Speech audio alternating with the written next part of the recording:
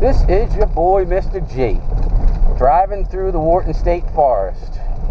And I am shooting, I don't know, it's video day for me, so I'm shooting a lot of videos today. And I'm wondering, if you are a motorcyclist, what was your first ride?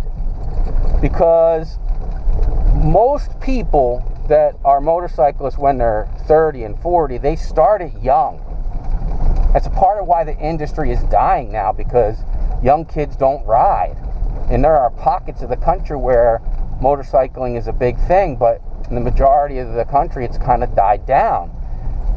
And that's a weird thing for me, because I grew up, for the most part, in a suburb in New Jersey that was very polished, and dirt bikes were not allowed. Because in order to get to the woods behind your house, if you weren't on the edge of the development we lived in, you'd have to go riding down the street on your dirt bike, which was an illegal bike. It wasn't street legal. So the cops would chase you all over the place.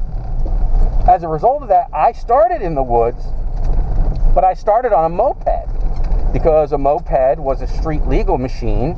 When you hit, I want to say it was 16, you could have a moped, and you could go through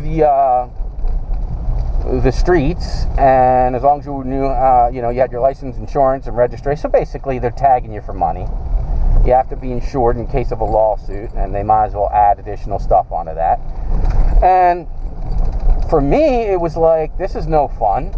I wanted to take all the shortcuts through the woods that kind of like connected all the surrounding area. So that's what I did. And I had so much fun doing it. I didn't know that it never hit me that mopeds weren't meant for the woods. I drove as fast as that thing would go, which was about 25, 30 miles per hour through the woods every day. Took the baffle out of it so that it was super loud, just to make sure people knew I was zipping through the woods. If we got chased down for being, for my bike being too loud, or someone was hanging onto it and I was pulling them down the street on their bike or on their roller skates or on a skateboard, if we got chased down, you just cut into the woods. I would just take my moped right into the woods. And people think like, oh, you have to have a certain kind of motorcycle for that. No, you just have to be a really good rider and a bit of a moron. And I was like more of the bit of the moron part and learning how to be a good rider. And I'll tell you, I've seen grown men ride 1200cc Sportsters through the woods like so fast it will make your head spin, because they're just amazing on their bike, and they don't need to have a Kawasaki 250 single cylinder bike that's 10 feet off the ground to get through the woods. It's not advisable, but that's how I personally started. And I actually went through like 3 mopeds that way, not damaging them. I was just trying to find faster versions of a moped.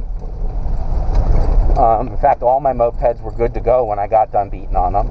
And before I got my first car, that's how I learned to ride on 2 wheels. Now, obviously, that's not 100% true, because we all start on a bicycle.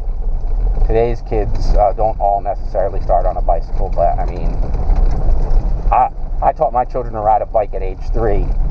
I'm pretty sure I was on a bike at age 3. So, getting on a moped and tromping through the woods like I'm doing now, casually, is not really a big deal when you've been on a bicycle doing wheelies and skidding out and whatnot, and, for what, at that point, 10 years or something, 11, 12, 13 years. So I'm wondering, how'd you get started? Your boy, Mr. G.